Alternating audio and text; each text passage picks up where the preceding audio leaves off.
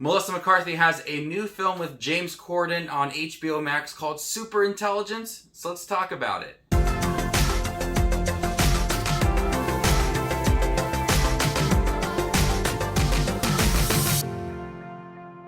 When a powerful superintelligence chooses to study Carol, the most average person on Earth, the fate of the world hangs in balance as the AI decides whether to enslave, save, or destroy humanity. It's up to Carol to prove people are worth saving. Welcome back, everybody, to my channel. If you guys love to watch movies like I do, you guys are in the right spot. Make sure to hit that subscribe button down below and click that notification for more up-and-coming videos.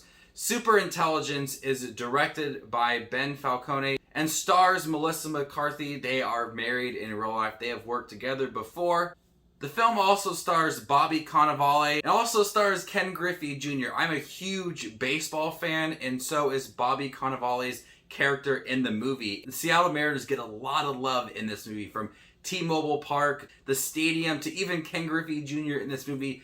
I was honestly so surprised that the Seattle Mariners were mentioned so much because they are a terrible team. But going into Superintelligence, I was a little excited. I don't know what to expect from a Melissa McCarthy film. You may get a crazy over-the-top performance like Bridesmaids and The Heat and Identity Theft, or you may get a really good performance. While this is not as crazy as some of her earlier films, and it's not an Academy Award kind of film, it's kind of right there in the middle. It's a really tame movie, and I kind of liked it. It's a really calm film. There's nothing really over the top or crazy about this movie. She plays Carol, a really average person, and an AI enters her life and uses the voice of James Corden as she finds James Corden to be soothing. He wants to study Carol. He wants to know all the things about humans, and she's broken up with her ex-boyfriend, who is played by Bobby Cannavale, and they spark up the relationship once again. So this AI is studying Carol in relationships, jobs, just daily life.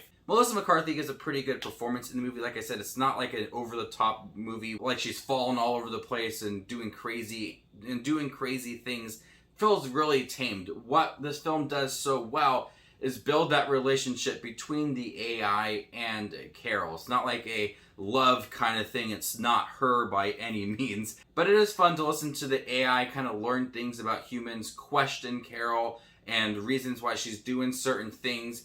And he rewards her a lot throughout the movie, like depositing money into her bank account, getting her a new car, buying her a house, starting a nonprofit for her. And it's fun to watch Carol react to all these things, like everything's just going so well for her. And the AI, voiced by James Corden, is having fun listening to it. So the movie just has this presence that is giddy and fun. It's not having over-the-top shenanigans within the movie. It all feels very tamed. And that's what I did appreciate about the movie, because you really got to understand Carol as a character. You got to listen to James Corden's voice quite often and learn things about humans. And it was fun to watch them really interact with each other. And then towards the middle half of the movie, Bobby Cannavale's character entered the fold, and I really liked him as a character. He seemed like a very nice guy. He seemed to really care about Carol. They had broken up a couple years ago, but they are starting to talk to each other once again. And the AI wants to know all about relationships and love and all those kind of things. Easily one of my favorite parts is when they do visit T-Mobile Park and he gets to meet Ken Griffey Jr. and he's so giddy about that. You could see it on his face. Like he's a big fan of Ken Griffey and baseball. It was something I totally did not expect, but living in Seattle and loving the Mariners for years, I really accepted it and I was giddy about it as well. I laughed quite often in the movie, and it's not those shenanigans that Melissa McCarthy is doing. It's just pretty funny jokes between her and James Corden. James Corden voices the AI pretty well. He starts off just being like your average voice and not really having any different characteristics with it, but as he starts to learn things about humans and relationships and jobs and just the daily life, he changes his voice a little, and it almost seems like it's a real person talking to Carol. He wants to know things, he's questioning things, he's interested in, you can hear that in the way James Corden is changing his voice. I have a feeling though that when people do watch this film, it ultimately will kind of feel forgettable. Nothing really exciting happens within this movie. And I completely understand if people kind of are put off by this movie, but when I look at the characters of Carol and the AI voiced by James Corden and her talking to her ex, I thought it was an interesting film.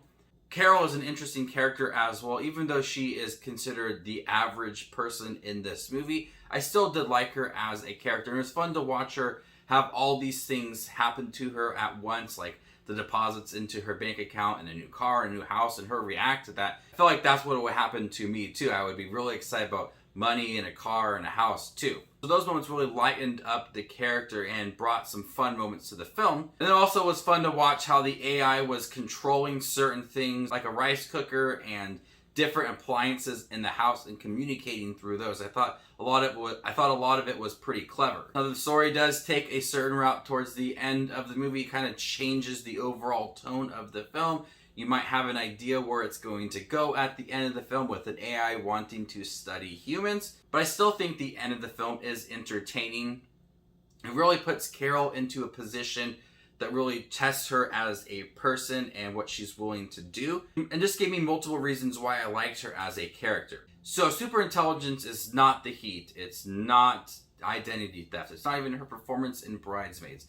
It's really tame for a Melissa McCarthy film. I really like her as an actress, but some of the movies that she's done, I just really didn't care about them, much like The Heat and Identity Theft. But I really like her character in here. I like her performance, really calm presence, and I like her and Bobby Cannavale together, and I like that she worked with her husband on this film, and I like that the Seattle Mariners were mentioned so much in the movie, and Ken Griffey Jr. was in here as well. So it all kind of worked together to make a really entertaining film. I'm going to go ahead and give Superintelligence a B. Thank you guys for checking my review for Superintelligence. Have you guys seen it? What do you think about it? Let me know in the comment section down below what you thought of the film. And are you guys looking forward to seeing it? Stay tuned for more up and coming content. My name is Justin Watches Movies, and you guys stay classy, YouTube.